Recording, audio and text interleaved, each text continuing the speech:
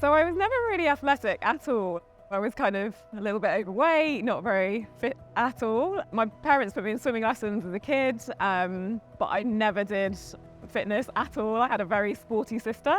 Met my husband when we were quite young at university. And yeah, Matt used to run quite a bit and got me into running.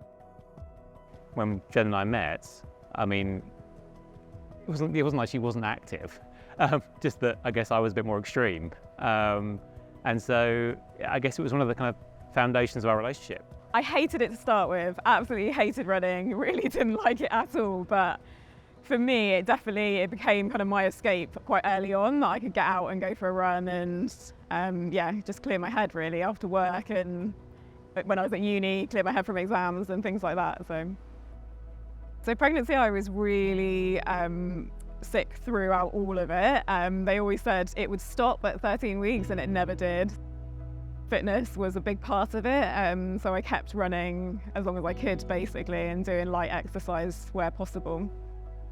I think for me it was this just overwhelming feeling that I wasn't good enough and that I couldn't make her happy. And so obviously babies cry, but anytime she cried, I kind of internalized that on myself, that it was my fault.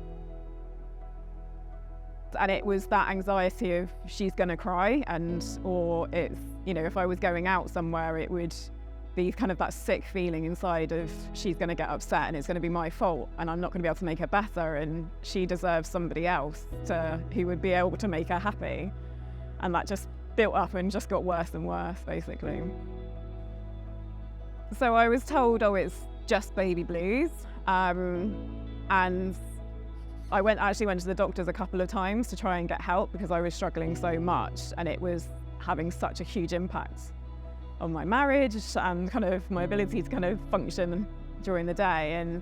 But I was just told, oh no, it's just normal, that's part of being a mum. And it wasn't until I went and kind of had a real meltdown on a female doctor, and she actually said to me, do you think this could be postpartum depression? And I was like, no, because I love her so much, I just, it definitely isn't. And she said to me, but Jen, it can manifest in different ways, and you kind of having the overwhelming kind of feeling that you're not good enough and you love her so much, that can be part of postnatal depression. And all the anxiety around her birth, with everything that happened at her birth and all of that build-up, can just have manifested and built up. And that was just a big moment kind of in understanding me and feeling like there's a reason why I'm feeling this way. I just got to the point where I was crying pretty much all the time.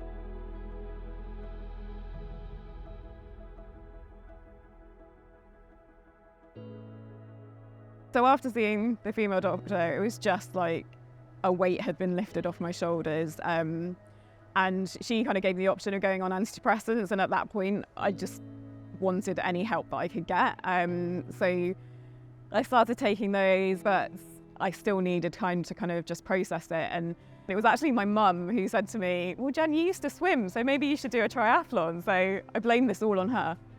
I did the 70.3 as that was my next challenge and my next goal. And that was just incredible, that doing the 70.3, and we were able to bring Chloe over, and my family came, and I heard her screaming, "Go, mummy, go," at the top of her voice before I even saw her.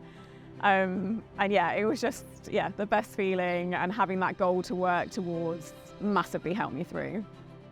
The Ironman Foundation put out a post saying they were looking for 30 women to go to Kona to help raise awareness of mental health and inclusion and diversity. And I just kept going over my head of why I'm doing this, why I'm here. I'm in the Ironman in Hawaii, how far I've come. The crowd were amazing. All the volunteers are cheering you on. They're like, this is the last kind of aid station. You've done it, keep going. And I saw Matt, and I literally just burst into tears. I think I did the most ugly crying. Because he was there, but it was just amazing. And I remember at one point just turning to him and going, I did it? Because I couldn't believe that I'd actually done it. Just amazing.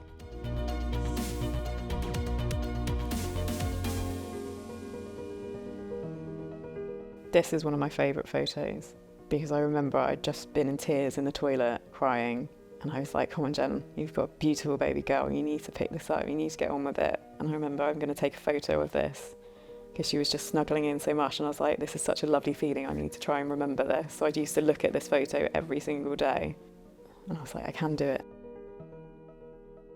I think if anybody has having a tough time after giving birth, whether it is postpartum depression or general anxiety, whether it's the dad or the mum, is to keep talking to people as much as you can. So whether that be family, friends, doctors, whoever, don't sit and struggle by yourself. If you can, get up and go for a 5-minute walk, 2-minute walk around the park, and just set yourself that goal one step at a time of, I'm going to speak to that person or I'm going to book that appointment.